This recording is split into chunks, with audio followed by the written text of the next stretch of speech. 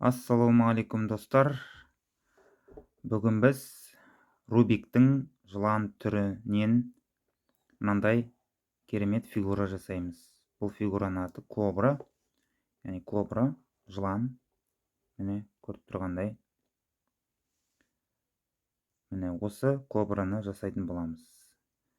Бірінші енді осыны бұзып алайық.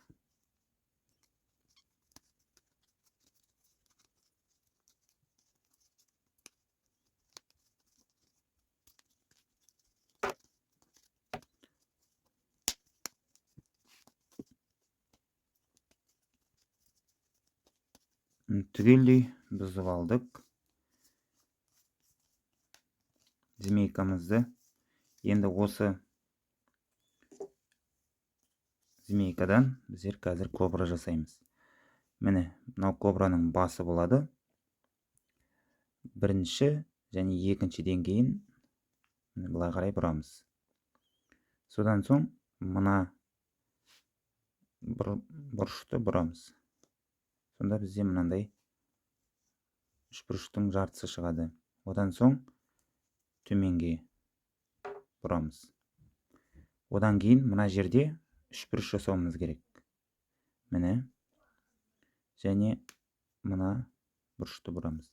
Содан соң мына бұрышты былай қарай бұруымыз керек. Оған дейін алдын ала мына жерін бұрып аламыз. Содан соң барып бұрамыз. Міне, бізде мынандай бір үшбұрыш шықты. Яғни бізде екі үшбұрыш шығу керек. Тағы да былай қарай бұрамыз.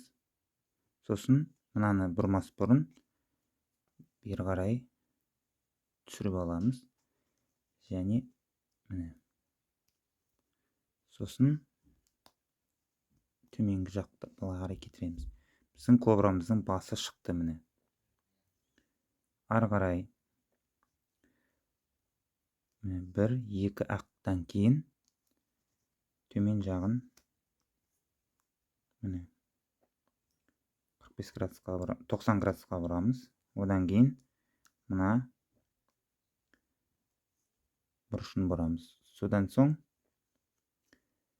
міне мына жерде былай қарай мынаны жоғарыға, мынаны тағы да жоғарыға, мынаны төменге. Сонда біздің кобрамыз жасалып шықты. Міне көріп тұрғандарыңыздай. Өте оңай. Міне басын шар жасадық. Біздер алдыңғы сабақта сол сияқты етіп орындаймыз.